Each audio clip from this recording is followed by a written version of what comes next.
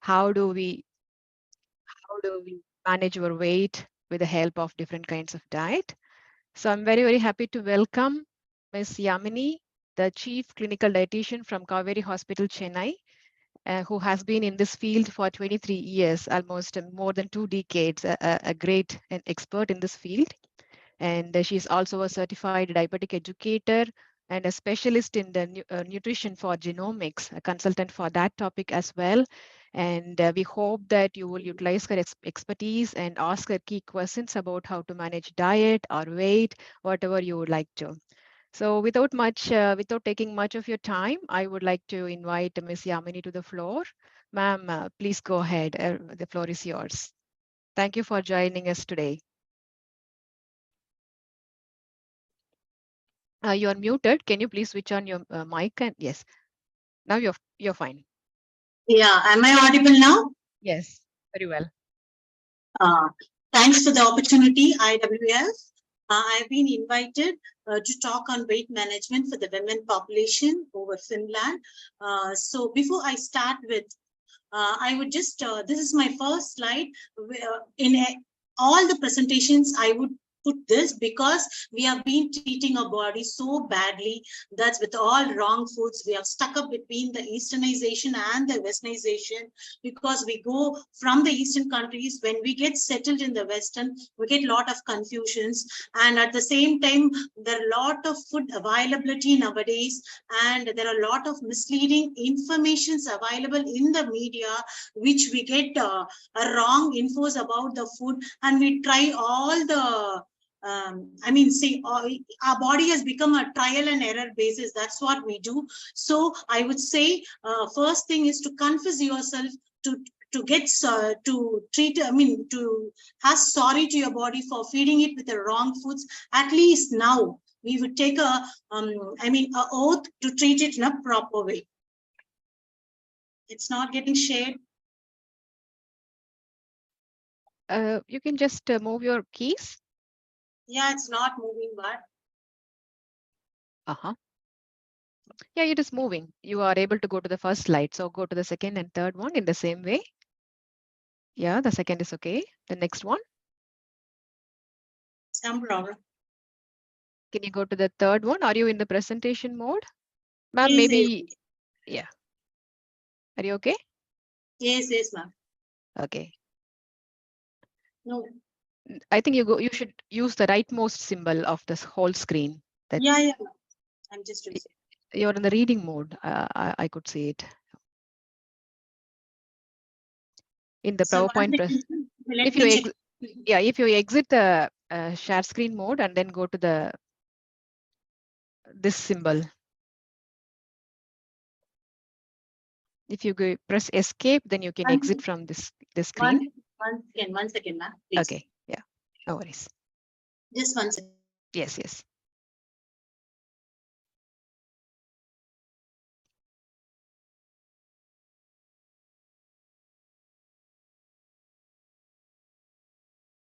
For the audience, we are very sorry for this a bit of a glitch here. So let's wait for our speaker.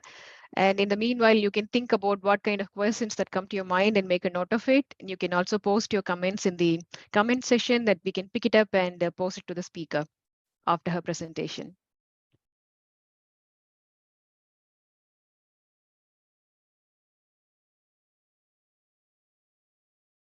And I think this quote is a nice one for us to read in the meanwhile. And maybe perhaps most of us are doing it, treating our body not so well. So let's see what we can learn today.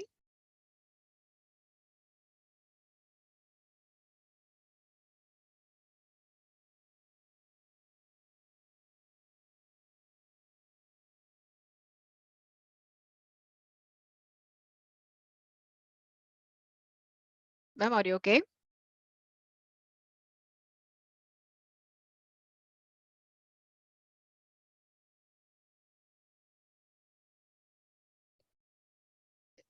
If you open your screen, if you share your screen, I can tell you what we can do. The same way that you opened your PowerPoint presentation. So if you could open it. Yeah, please. Yeah, we have done. Yeah, then I can tell you how to move it. you're in the reading mode. That could be one issue. If it will make it easier for you, then I can open it from my screen. Yeah, ma'am, you can do it. Go to the, you are in the reading mode. So if you can see your bottom right corner of your screen, do you see there is an yellow highlighted symbol that you are on, but you have to click the next right one, the last one. Yes. Slideshow mode. Yes, now you will be able to move your Yes, screen. ma'am. Yes, yes. This is what I was trying to tell you. Now you're fine. Yeah. Never Yes. mind. Let's go ahead. Please go ahead. Yes.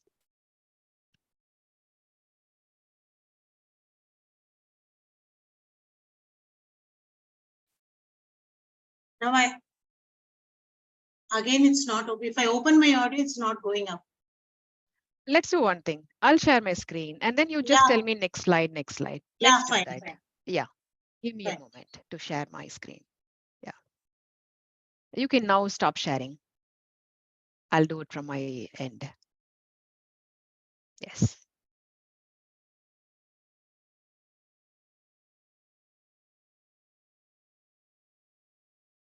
Are you okay now? Yeah, fine. I'll go Sorry to for the the, technical glitch which has no happened. problem. It happens in every meeting. Believe me, it's okay. Okay. Yeah. Our So, audience are very understanding, so don't worry. yeah. So Yes. why I choose this topic is women's are generally the domestic engineers. I would call them, even though they're career oriented, I would call them as the domestic engineers. So it is very necessary to keep us fit. So when we consider when it comes to that of the women's health care, taking care of them, we divide the health risk factors into two areas. That is, one is the non-modifiable, the other one is the modifiable factors. See, age, gender, we can't change. But heredity, of course, even though it is considered as a non-modifiable factor, we do give some importance, and we can change. We can make it as modifiable factor. For example, if your parents or your forefathers inherit with the diabetes or any non-communicable diseases, even though if you put into a lifestyle modification as a part and parcel of your calendar, you can overcome it very well.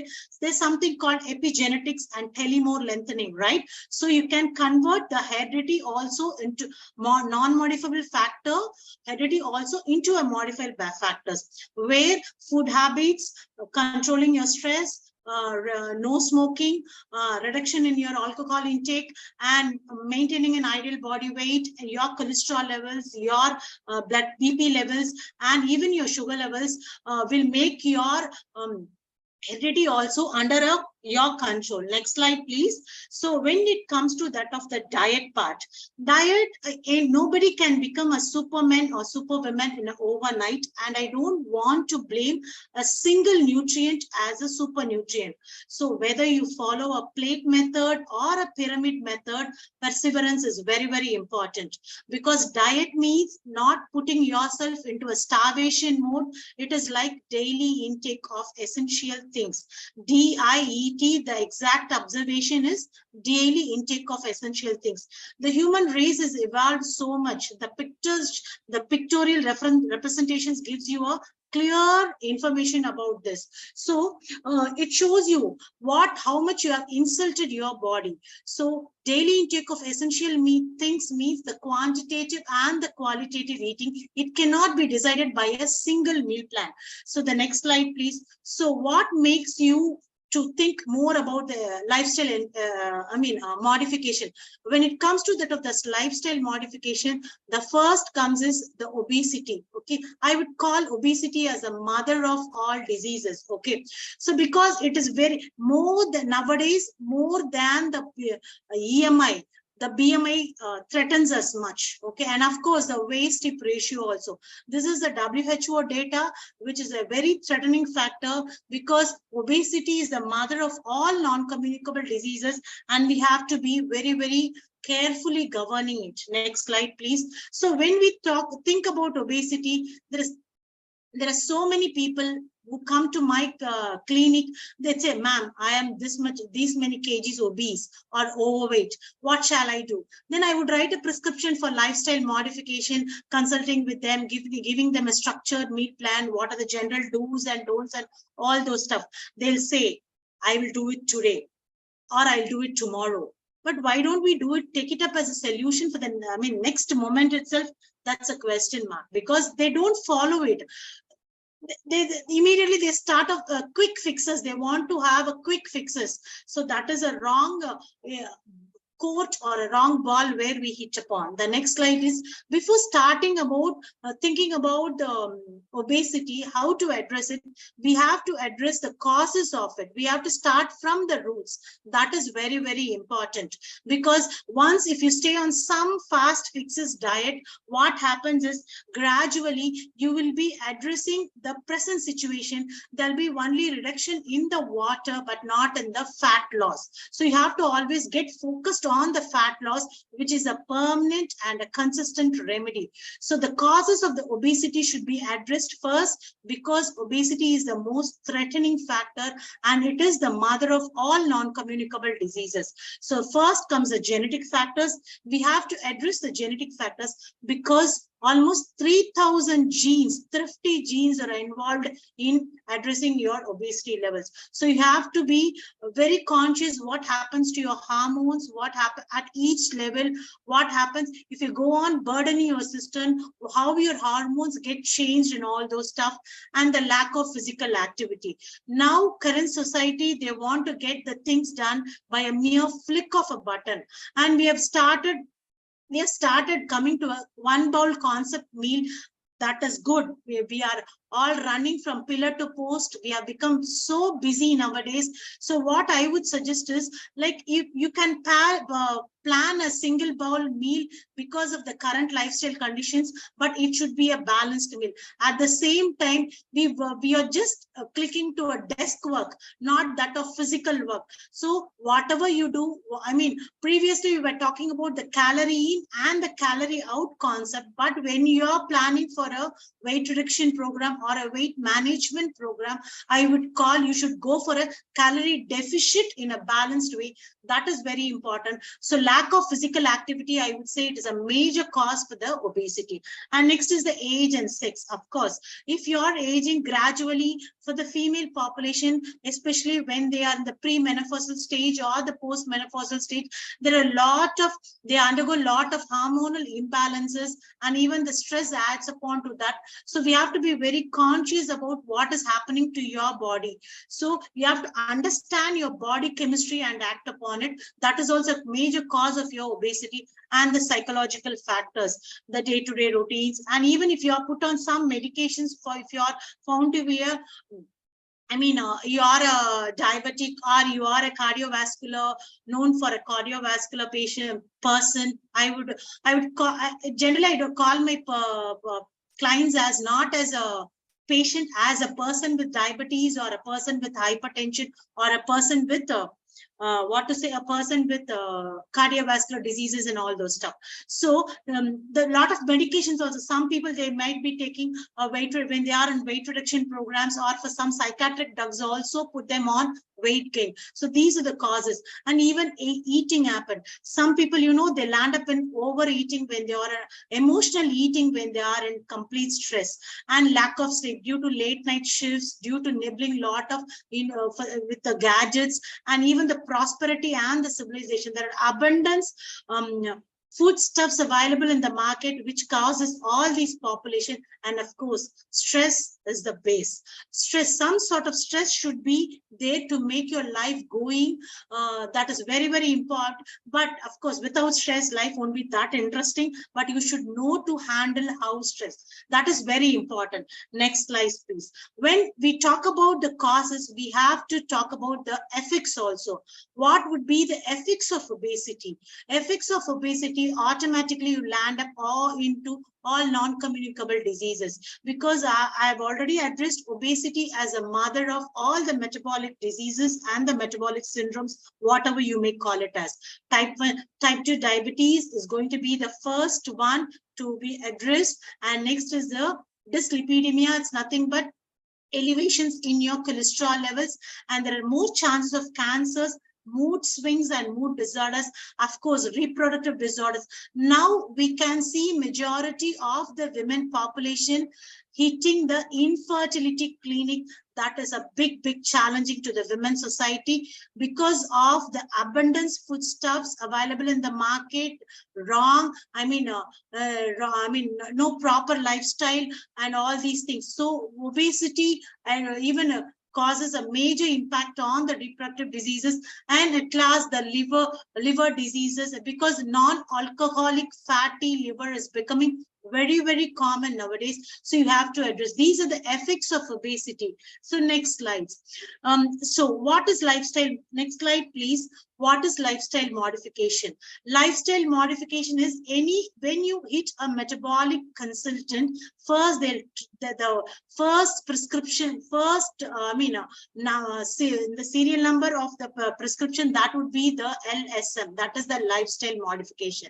Why we need a lifestyle modification? If you're not addressing if you're not putting yourself into the lifestyle modification, it's nothing but a proper diet and exercise program, not addressing the obesity or the overweight issues, not taking it very seriously. What happens is automatically there is a weight gain, there is an increased fat storage. This increased fat storage leads to the insulin spilling all over your body, your food intake pattern, your cells cannot is loaded up with over much of glucose, which is a primary energy source molecule to keep you running, to fuel to your body. Automatically your pancreas cannot produce enough insulin, that is called as insulin resistant. So lifestyle modification means maintaining an ideal body weight, maintaining an ideal waist hip ratio. That is very important. So these two parameters, you have to get focused on the healthy diet, balanced diet, and next comes the proper exercise. Next slide please. Weight management. So what are the guidelines to be followed? First thing, you have to focus on body mass index. You all very well know the Google would give you the information about the weight, how to calculate your body mass index. For any Indian population, the Asian population, I would say the weight, the reference range would be around 18.5 to 23.5 is the ideal BMI reference range for the Asian population, even though you're settled in Western countries. Okay, so it is almost the same. Even if you are in Western population also, the reference range would be slightly equal to that, because Western countries, they concentrate more on protein intake and minimal of carbs, and next comes the fat. And of course, waist circumference. Waist circumference for the women population should be always 0.8. Okay, so how do you, a layman explanation, let me put out, half of your weight in centimeters. Half of your weight in centimeters should be your waist circumference. That is your pant size, the tape running around your navel 1 inch below or 1 inch above. You got it? Half of your height in centimeters should be your waist circumference. For the women population, especially, it should be around 0.8 centimeters. And BMI, you know, if the body mass index increases, automatically everything, you land up in problems. If the 1 or 2 points it is higher, no worries if your waist circumference is under control. Because if you are a woman who's practicing much of sports, automatically your weight will be too high because of your dense muscle mass. So no worries, you just get fixed to your body mass index. But if you're above 60 years, the reference range varies a bit, because the absorption capacity, the intake pattern, everything changes. So you should have acceptable bodies size attitude. Some people, you know, they have an ectomorphic structure. Some people will be an endomorphic structure, some will be a mesomorphic structure. It all depends upon the heredity. So you have to have an acceptable body size attitude.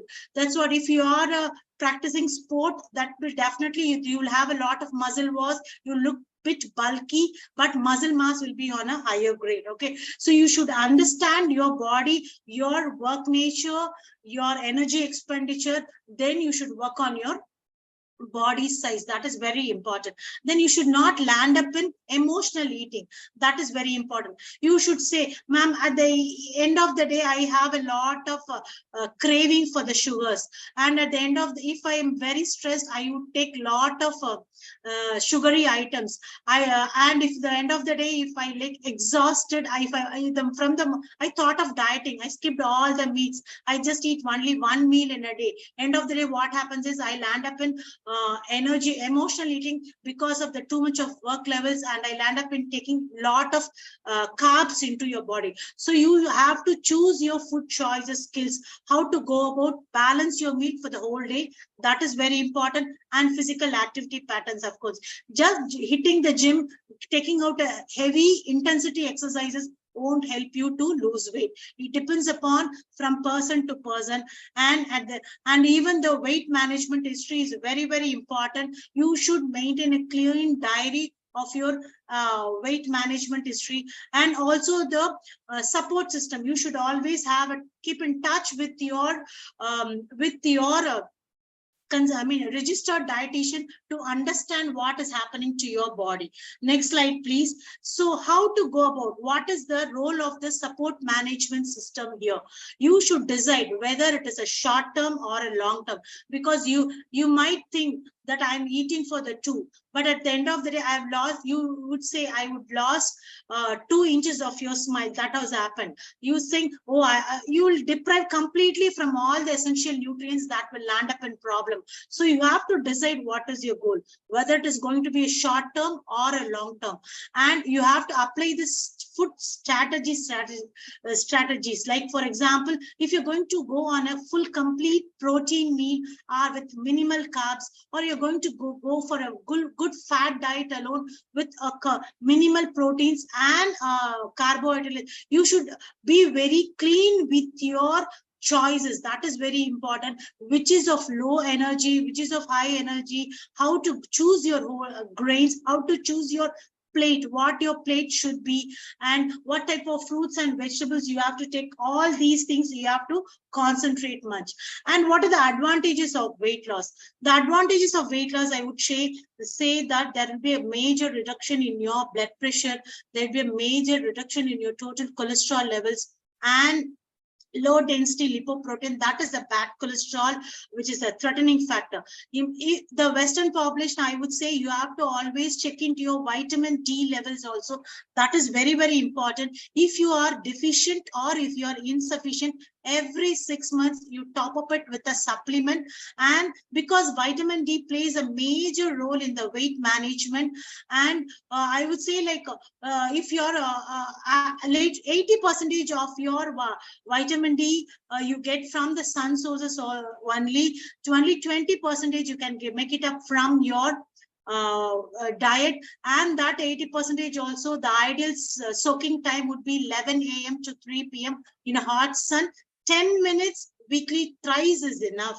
Okay, if at all you're not able to do it, so you can supplement with vitamin D medications as prescribed, and some of the fortified cereals are available in the market. You can go for that, and you have to stretch it. You have to indulge yourself in your aerobic exercises. That would be a great this thing to reduce your weight, and you have to manage your weight levels to attain your goals. I would say increase in the physical activity improves the HDL levels. HDL levels is nothing but the high density lipoproteins, the good cholesterol or the good fat, which will keep you away from not getting indulged into any cardiac issues. So you have to be very, very conscious about this HDL and LDL parameters.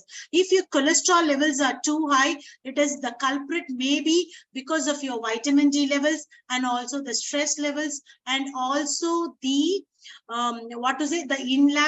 lack of exercises. But this LDL and HDL or the triglycerides in your weight management program is mere because of your not wrong eating pattern. I would say taking a lot of sugary stuffs, not having much of exercise patterns, not taking adequate fiber in your diet. All these things would cause an elevation in your bad cholesterol and bringing down your good cholesterol also. And if you have a good weight loss program, automatically you can control your sugar levels also. So how the monitoring can be done through a consistent professional support. You have to maintain a food records and weight expectations. What is your expectation and what is your goal? You have to be clearly defined your goals. Next slide, please. So I would say, whatever you eat in, which all settles few minutes in your hips, rest all settles in your hips only. So this be very, the person who have told about the fast food, okay, fast food, FAST, fast food, adding S to the fast food is a marketing genius, okay. So you have to be very careful that fast foods are nothing but the fat foods, okay. So everything few minutes in your lips, rest all settles in your hips. The next 2 slides is just an infographics to make you understanding. Next slide, please. So don't indulge yourself in wrong eating pattern that would get you into a drastic weight reduction. You might lose your your essential fats, and you might lose your healthy status also, and you'll even lose your life also. So don't indulge yourself into a wrong eating pattern. That's what I want to stress upon. So take a proper support team help to if at all you want to address your overweight issues. Next slide, please. So if at all you want to go for a support team, I would say, some people, because of the abundance information is available in the media, what they do is they become the doctors for themselves. Detoxification, if you keep your liver on the perfect condition, liver will do its own work, because liver is the workshop of your body. Nowadays, non-alcoholic fatty liver diseases is becoming than the alcoholic fatty liver diseases. Non-alcoholic fatty liver diseases is increasing. So consumption of too much of sugary items, consumption of too much of calories puts a lot of burden to your liver, and there is no need for detoxify. If you leave your liver a rest, automatically it will itself will detoxify. And keto diet, if you are an epileptic or if you are a seizures, then only the keto diet works out. But if nowadays we started practicing among some of the PCOS also, polycystic ovarian disease, which is very quite common among the women population. So for that, keto diet works out. But unless and until you get a professional help, please don't follow a keto diet, because after 3 months or 6 months, you'll end up in elevated cholesterol levels. So you have to be very clear about it. I'll just speak on that on my future, the coming up slides. And next is gluten-free diet. Unless and until you have a celiac sprue, or it is a need for you to stay upon the gluten diet, please don't follow it. If you're very particular about a weight regimen program, you can go for an intermittent fasting. That too, choose the window period, correct time, and the fasting period and the window period should match. 16:8 is an ideal fasting ratio. 16 hours of fast and 8 hours of window period is very excellent. But 8 hours also you should go for a balanced meal plan. That is very, very important. Of course, I would say balanced meal plan is a healthy eating pattern, and it nourishes both your mind and your body and transforms your life. Next slide, please. So there is a lot of available diets in the market now, the paleo, the keto, the Atkins diet, the blood group diet, and so on. Even the 7 days GM diet also, General Motors diet also is being followed, where after that, if you follow it randomly without any professional help, what happens is after 7 to 8 days, your your biochemical, I don't want to talk much on terminologies because it's a layman population, your uric acid levels, your blood workups automatically gets fluctuated, which is not at all good to your health. Next slide, please. I just want to address some of the fancy diets which is available in the market. Of course, you can follow it, but with the proper understanding, you have to follow it. The vegan and the vegetarian or the whole plant-based diet. These are the foodstuffs, because some people, they go for the meat and meat poultry. If they stay on the whole plant-based diets also, some of them, if they are vegan and vegetarian, they completely skip the vegetarian dairy products and seafoods. Some seafoods, the vegetarian diets, because in some of the Indian population who settled in Western countries, they choose even the fishes as the vegetarian foods. It depends. Okay, it varies from individuals to individuals, depending upon their food choices. But of course, vegan and the vegetarian diet is or the whole food plant-based diet, it's good for your health, but it should be balanced. That's what I mean. Next slide, please. So there is no harm in going for a vegan, vegetarian, or the whole plant-based diet, but what it does to your body, that is very, very important. Of course, it reduces the inflammatory markers, because inflammatory, if your body sets in some inflammation, too much of inflammation receives is a door for the infection. Automatically you land up in problem. So if you stand up in a very strict, balanced vegan or the vegetarian diets, that will works out. It makes wonders in by reducing the inflammatory markers in your body, because of the too much of phytochemicals, the micronutrients and fiber available, and even it is very low in saturated fat also. There are several studies shows that the telomere lengthening, it is nothing but to do with the genetics. Telomere lengthening means it will keep yourself anti-aging property. I mean, I would put it this way, your metabolic aging will be delayed if you stay on a clear, well-balanced vegan, vegetarian eating. And epigenetic changes, that is also related to your genetic changes. Almost 500 genes that is involved in your weight management program. Almost 3,000 genes are there, but 500 is on the top ranking, where if you stay on a very particular, very pakka balanced vegan or the vegetarian diet, 500 genes takes place, and the telomere epigenetic changes takes place automatically. There is a turning on and off takes place. You can make wonders to your body. Okay, because some people, if they follow the vegan diet for 3 months or 6 months, they say, ma'am, I shredded 3 to 6 kgs, then again I increased. There should be consistency. That's what I mean, for the deep genetic changes to be happening. And microbe related, gut microbes plays a major role. You should be very careful, because when you are following a vegan or a vegetarian or a whole plant-based diet, you should be very careful in the choices of because some of the population, they land up in B12 deficiency. That is a very, very that will land up again in a drastic effect. So you have to be very careful in managing the beneficial metabolites.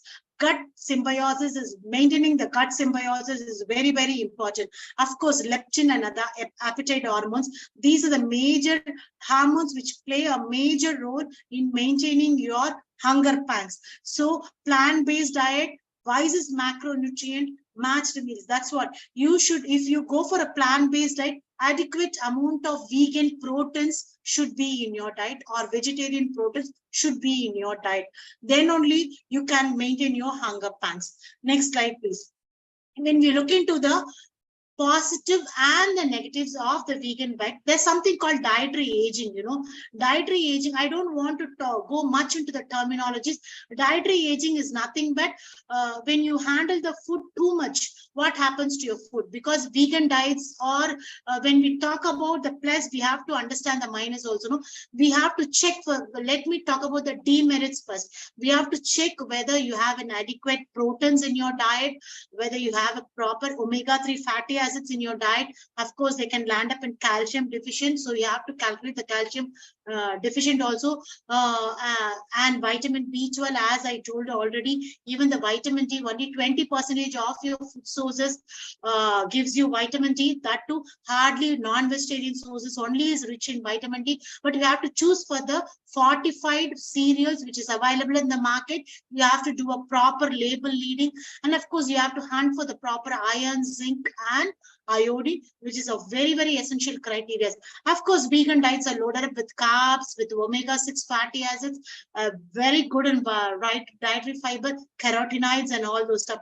So you can add color to your plate by eating a variety of fruits and vegetables and vegan protein sources, but it should be a well-balanced, planned meal.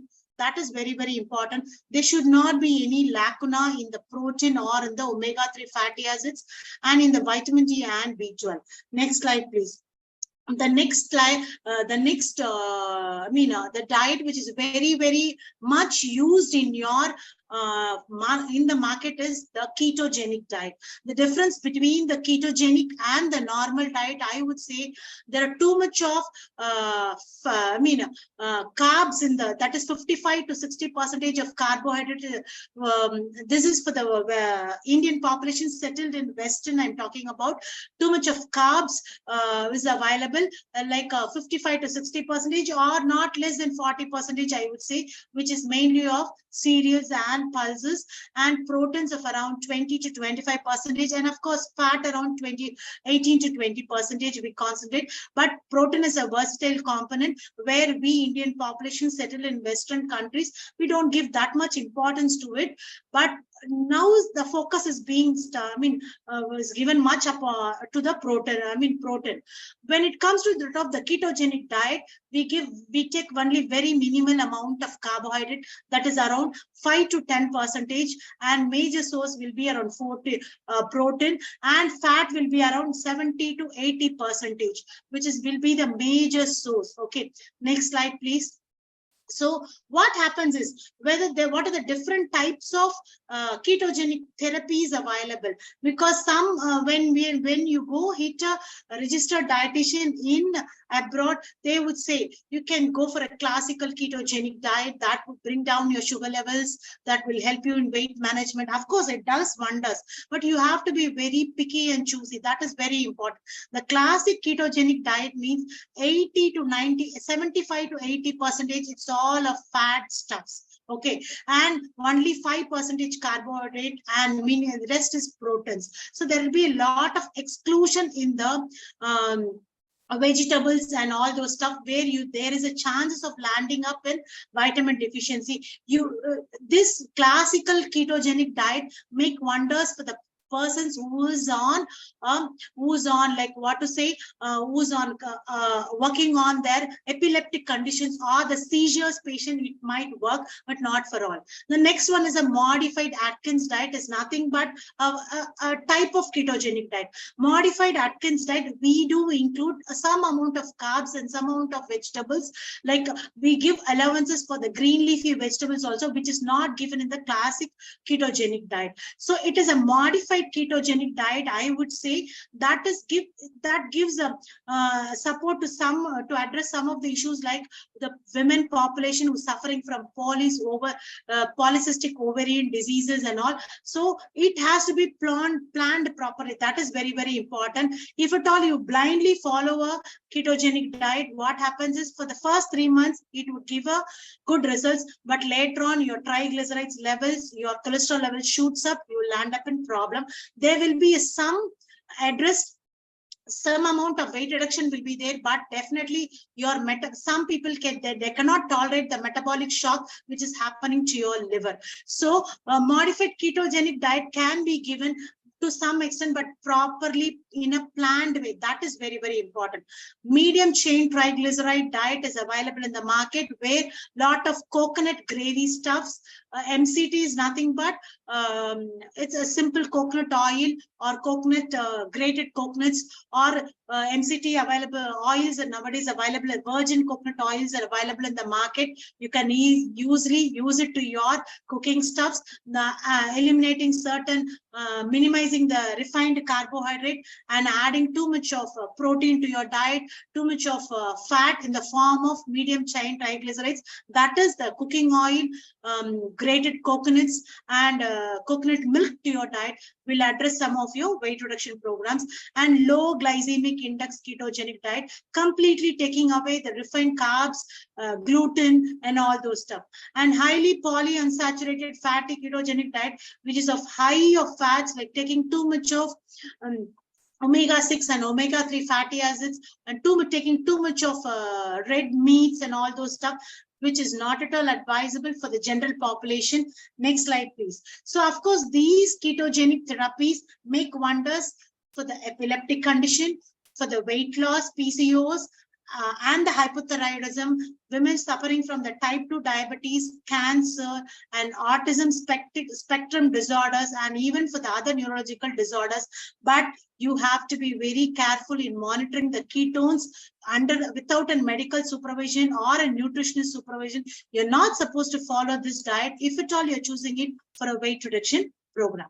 Next slide, please. So what are, you should understand what is the difference between a therapeutic ketogenic diet and a fat ketogenic diet.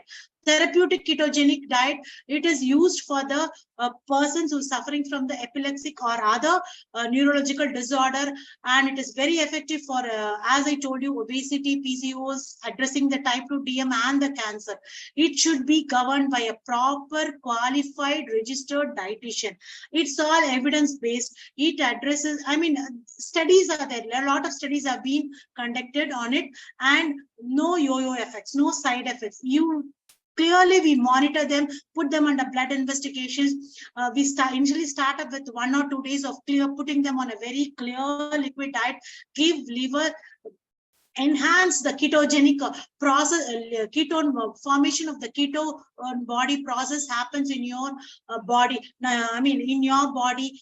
Then we start gradually monitor it, your body functions, your blood parameters. Then we keep on tapering the effect. Formation of ketones is nothing but because if fat becomes your main source of energy to your body, when you deprive completely your body from carbohydrate, fat load up your body with lot of fats. What happens is fat becomes the main source of energy. If fat becomes main source of energy, fat starts breaking down. The end product is called as ketones. Understood? So these ketones only becomes the main source of your energy. Then automatically the extra fats which is already in your liver, starts shredding down, so you lose weight. That is called as ketogenic diet. So nothing harm should not happen to your body. So we are very particular in monitoring the ketone levels, because sometimes if you follow it on a random way, you land up in ketogenic fevers and all. So that's why you should not follow a fat keto diet where you land up in yo-yos and side effects. Okay. Now next slide, please. So, ma'am, is it possible to wrap up in another 5 minutes? Because I think, sure. So next food patterns are the food patterns which is available is like low fat diet, which improves your quality of life and health, is an healthy alternative, and low carbohydrate, as I discussed already, it is a good weight reduction program with inclusion of all the macronutrients in a refined, avoiding all the refined carbohydrate, putting all the complex carbohydrate under this thing, in your plate. And Mediterranean diet for the past 3 years, 2021, 2022, and 2023, it has been addressed as the good diet, a balanced diet. And next is the DASH diet, dietary approaches to stop hypertension, which is of taking of much attention. You just put yourself away from the extra processed food, taking away all the processed food, packed foods in your diet, taking away the refined sugars, becoming very conscious about the food label reading and all. You will land up in good results. The next slide, please. how to spot if that your diet is imbalanced. You following a very restrictive eating pattern, eliminating yourself from some of the foodstuffs, getting indulged into misleading informations and all those stuff, and landing up in some of the, I mean, you yourself landing up in some fatigueness and all those stuff. These are the areas where you can spot yourself that you are in a imbalanced diet pattern.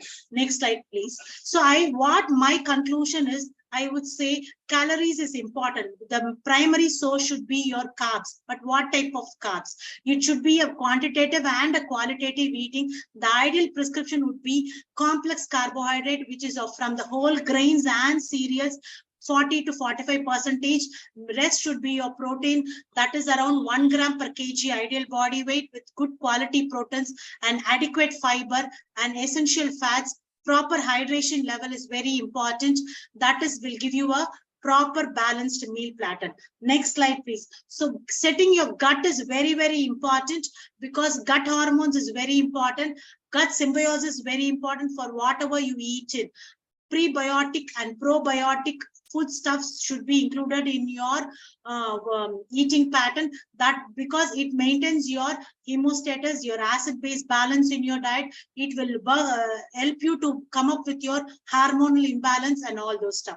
Next slide, please. Already I have spoken much on the epigenetics, so don't stuck up between the Easternization and the Westernization. You have to stick onto a safe Mediterranean diet wherever you live in, based on the food availability which is available over there. You stick onto a proper eating pattern, a balanced eating pattern. That is would be the ideal prescription. Next slide, please. What happens if you stick onto a proper Mediterranean balanced diet? These are the you should always have a tailored dietary infection and intervention, nutritional intervention, and a holistic approach. This slide can be put it in a simple way. An apple a day keeps the doctor away. If the doctor is smart, keep the apple away. But a nutrition will teach you to keep both the apple and the doctor under your control. Okay, so you have to be like you have to be, food becomes your priority. It is, if you eat a well balanced, properly balanced diet, inclusion of all the food, I mean all the macro and the micronutrients, you can keep your weight under control. Next slide, please.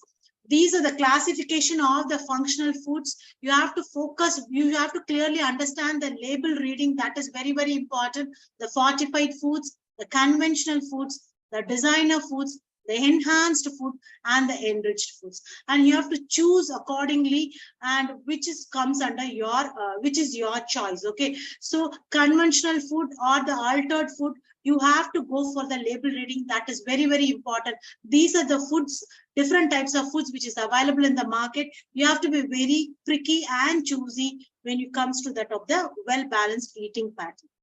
Next slide, please. Of course, you have to focus on the prebiotics and the probiotics. Include lot of functional cereals and millets in your diet. If you are a thyroid patient, please don't include millet, because millet is a goitrogenic in nature. So if you want to undergo a proper weight reduction program, also if you are a PCOS, please don't go for a lactose rich diet also. And even you can take some of the gluten also from your diet. That will help you a long way. Next slide, please. So to sum it up, I would say this is the Asian food pyramid. Cereals and grain should be of 5 to 12 servings. Fruits and vegetables of 5 to 10 servings, and milk and milk products, it may be of any source, that is almond milk, oat milk, or even the almond milk, oat milk, even the coconut milk can be taken if you want to go for a weight reduction program. And meat and alternatives for 2 to 3 servings. Of course, proper hydration and exercise should be your base. Next slide, please. So balanced diet. If you would have all watched the Bahubali movie, okay, next to Bahubali, the Rajamouli's movie, which have won the Oscars, RRR. I would say balanced diet is a functional diet, regeneration, rigor, and relief from diseases. It should be a balanced eating pattern, which is a very, very important. So if you really want to reduce your weight, maintain an ideal body weight, and maintain your waist-hip ratio, you should follow a balanced eating pattern pattern, which is the proper functional diet. Next slide, please. And always the best way to predict the future is to create it, as well told by Abraham Lincoln.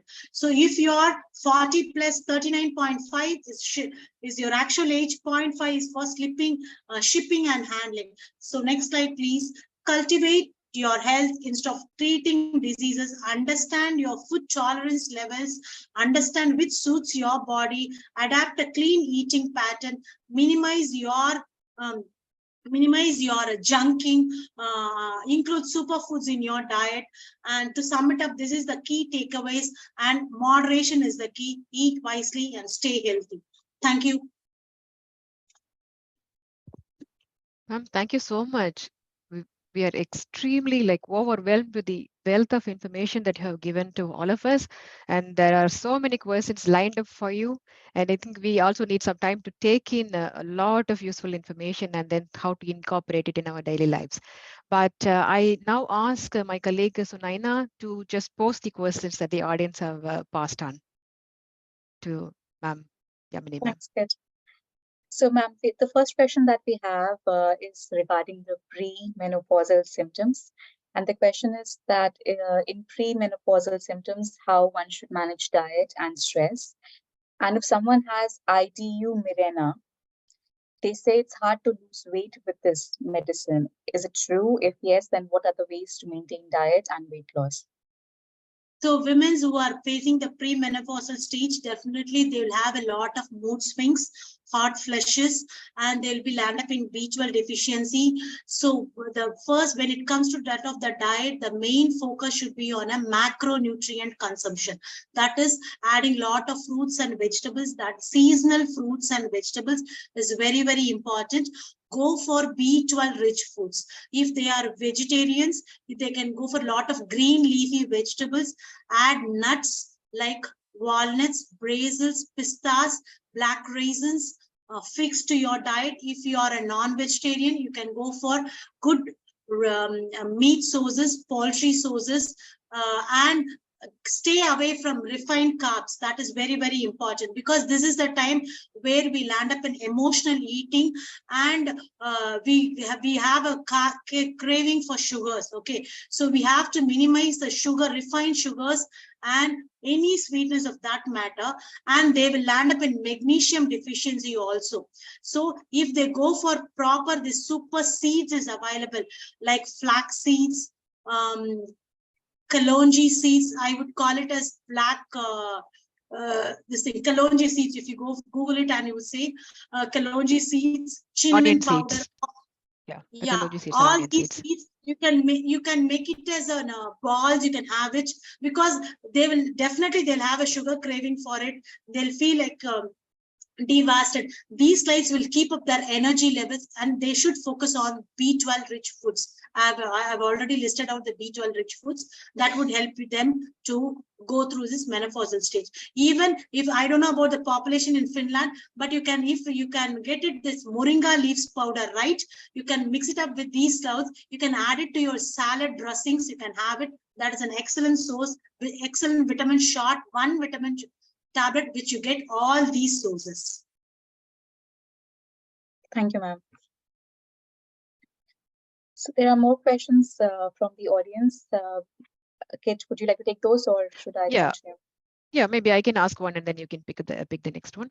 Ma'am, I think there are a lot of misconceptions or hopes about intermittent fasting. So can you give us what is the right way, based on your, a practical example that somebody you would have dealt with in advising how to go about or how to start with intermittent fasting? Yeah, when you're choosing intermittent option for your weight, as your weight management program, I would say first hit a proper registered dietitian. Then next one is you should choose your fasting period, window period properly. That is 16 hours of fasting, 8 hours of eating window period is the ideal one. And which time, that is very important. I would recommend like morning from 10 to 6 would be the ideal time. Okay, it starts from morning 10 a.m. end up by 6 p.m. or after that, and it may be around 11 to 7 is also ideal, not more than that, because what generally the population does, all 7 days is ideal. At least minimum of 5 days in a week you should have it. One day you can have a cheat day, but not on alternate days. Okay, because your body should tune to it. That is very important, because it should recognize what is happening to your body. And next thing is, this 8 hours of window period, it should be a balanced meal. 2 good meal you should have, which is of good carbohydrate, complex carbohydrate with cereals and pulses, and a good quality protein, and all the fruits and vegetables, seasonal fruits and vegetable inclusion should be there. You should stay away from the refined carbohydrate. If possible, if your registered dietitian says to stay away from the gluten-free products, for the effectiveness, you can stay away from the gluten-free also, and even for the even from the lactose products also. It should be a continuous monitoring is needed, but I would say 5 days in a week, 6 hours of window period, 10 to 6 or 11 to 7 is the ideal time, not more than, because what happens is the population, they just start with 12, they break their fast by 12 o'clock until late night 9-10, they prolong it. One big meal they will eat with lot of oil stuffs and lot of too much of carbs they will eat, and the entire day they will fast. That they're adding burden to your system. And don't eat after 8 o'clock. Don't prolong. That is the only way, because they'll be sitting in front of the computers, or they'll be working, they'll munching anything, saying that they're working for late night. Okay, so you should choose your window period in a proper time. And the eating pattern should be also balanced. Of course, intermittent fasting followed in a proper way make wonders. Thank you so much. But is intermittent fasting good for all, or is it only for certain age? No, intermittent fasting can be followed for all age, but for the geriatric population above 60 years, if you are any particular medications, even for the young populations, if you are put on any metformins or anything, I would advise no. If for the general population of any age group, you can follow it. It is very good. To put it in short, our ancient Indian eating pattern was intermittent fasting. Okay, Got yes. it? We are kind of going back to the basics, sort of. Yeah, so our ancient Indian eating pattern was intermittent fasting only. But if nowadays, since we have made our life so complicated, we have put on a lot of medications. If you're on some medications for non-communicable diseases or any communicable, I would say please don't follow intermittent fasting. A balanced eating pattern means for all the 3 times is advisable. Okay, thank you. So Naina, any more questions from you? Yes, so there are 2 questions. I'll combine them and ask them together. So one is about the sources for protein in vegetarian diet.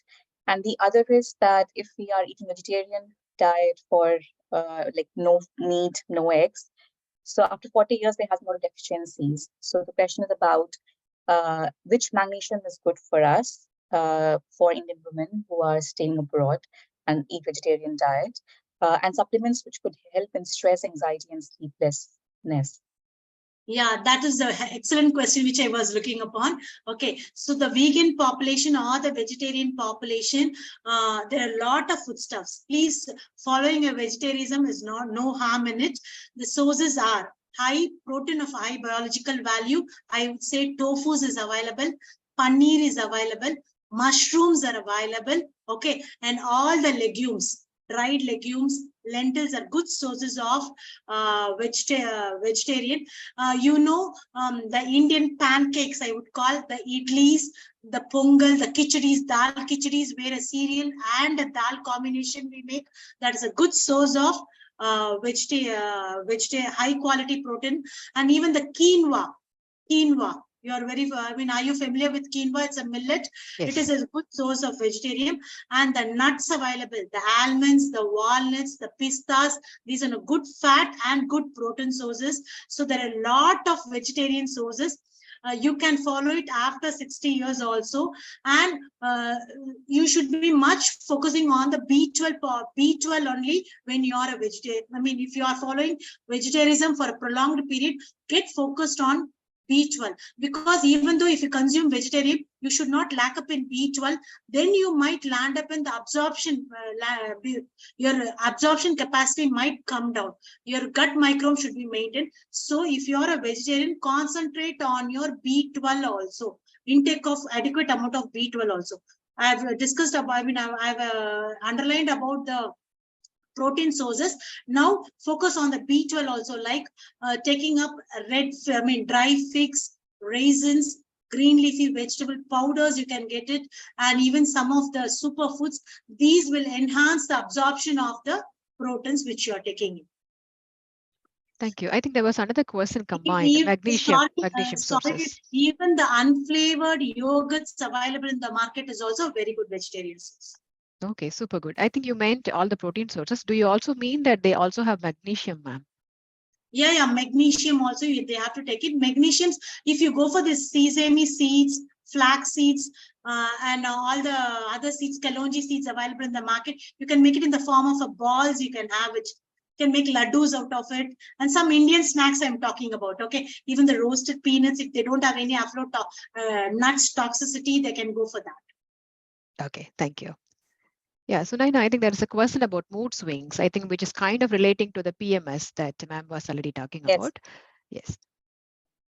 So what is the question? The question is, what could be the factors for mood swings in women? So I think ma'am has already covered that in part. Anything else that probably you would want to? Actually, here one thing I want to address: every woman in her life cycle, she undergoes the mood swings. When she attains the premenopausal stage, it is at the peak. Okay, I would say hormone therapy is not the complete remedy for it. You have to tackle it. You have to undergo, because a lot of women population, they are making mistake in this by taking in hormone therapy. That is that time remedy, but later on they land up in a lot of consequences, health consequences, like a lot of endometrial thickening and a lot of fat deposition in the body. I would say you have to handle it in a proper way by taking a balanced meal. Concentrate on the micronutrient. That is very, very important. Concentrate on the micronutrient. You plan for a party, you plan for the dress which you should wear for anything, any functions. You plan for your wardrobes, but why don't you plan for your plate? That is very, very important. Okay, so concentrate. Each and women by nature is a nutritionist, I would say. Born nutritionist. You should think twice before you cook for your family. You should concentrate on the mood swing. You can concentrate on your plate. Every woman will undergo this situation. You should put how you plan with the financial burdens. You should plan for the micronutrient sources. You have to plan so that your mood swings can be it can be faced in a good way. You can overcome it. Okay. Thank you so much. Ma'am, I have two important questions that is really affecting our society nowadays. One is infertility, and then PCOS, which you already addressed. When somebody should realize and check if they would have PCOS, and what kind of diet modifications that they should already plan, at what stage towards preventing it or managing it, what is the key component of the diet should be? See, PCOS is first initially it starts with the weight gain. Generally, once the female population attains the puberty, there are a lot of food sources available, abundance eating, overeating, emotional eating, everything, stress, everything adds on to it. Weight gain is there. When the weight gain is there, automatically hormonal imbalances takes place. Their irregular cycle starts up, face, hair on their face, and all other things happens. So otherwise, they skip their periods. That is a good sign. And irregular insulin spilling, black patches over their necks, their faces happens. They can hit a metabolic consultant or a gynecologist, check their hormones levels. This is one medical management. When it comes to that of the nutritional management, I would say you should go to a proper registered dietitian. My prescription would be, I'll just make it very crisp because it is a very big process, but initially I would say first take out the lactose from your diet. Oh, that's a good information. Eat a balanced meal diet. Take away the lactose from your diet. The milk sources, maybe the calcium sources from your almond milk, oat milk, soy milk also. Take away the gluten from your diet. Take away the refined sugars from your diet. Make it as a rice-based diet.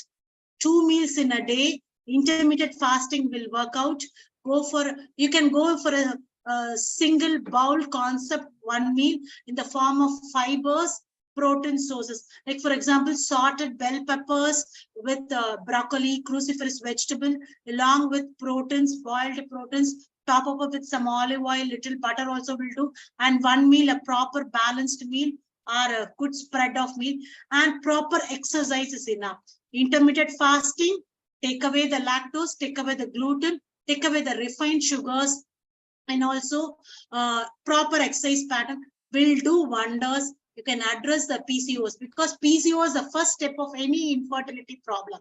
Okay, so and maintaining the ideal body weight. This gives you an excellent. If at all you want any further more help on this, you can share. I mean, you have my mail ID. I can give you an online consultation also anytime. No worries.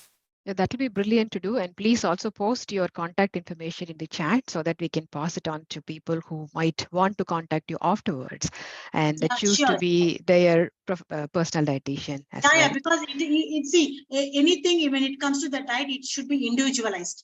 Yes, definitely. It should be individual. It should be structured. Okay. Yes. So based on the foodstuffs available over there, only I can plan it. So I can take up any online consultations. Anytime I'm there to help you out. Yeah, I'm sure that's going to be a line of clients for you today from today's session. We can talk to you the whole day because we have a million questions. But looking at the time, we are at the stage of wrapping it up. We can't thank you enough, ma'am, for all the useful information that you have given us and the motivation to think well. My takeaways, and I'm sure Sunaina's as well, is what you quoted. Diet is not a journey. Diet is a journey, but not a single meal plan. Unfortunately, most of us try to stick to one meal plan about high fat or high protein or no carbohydrates and think it will work wonders for us. That is something that we need to change. We have to travel through the diet throughout our lifestyle. That's what we have learned today. And also diet intake, daily intake of essential things which comprise the term diet. It is something that we should always remember. So there are a lot of takeaways. I think the most important for all of us audience to think about the two important points that ma'am has quoted. One is perseverance. Whatever we try to do, what kind of a diet that we want to follow, we have to take it set it as a long-term goal, not like a 3 months goal and then seeing, oh, I have reduced 2 kilos of weight. It's really a fast effect of losing our body water. That's what is reflected in the very, very fast reduction of weight that we should remember. Perseverance.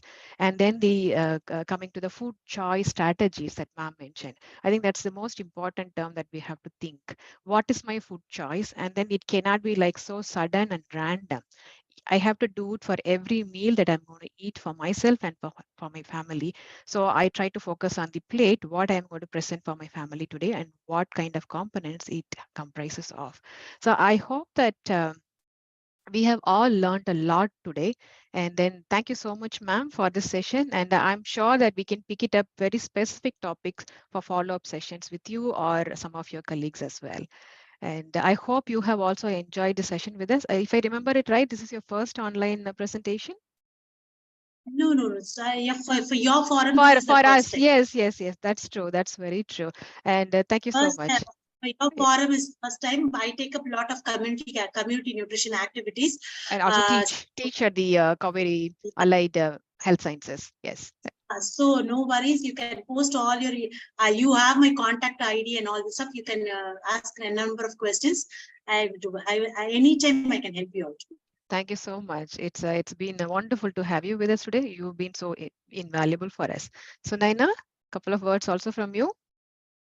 I think it has been a very valuable session, and I think you will have many more people reaching out to you after this session. So, and I really thank you for agreeing to come over here and giving the session to our community. Thank you, ma'am. You have a good day. We'll keep in touch. Bye-bye. Sure. Bye-bye. Thank you. Thanks to all our audience and very clever questions as well. Very important questions. Thank you so much. Thank you. Have a good Sunday. Bye-bye.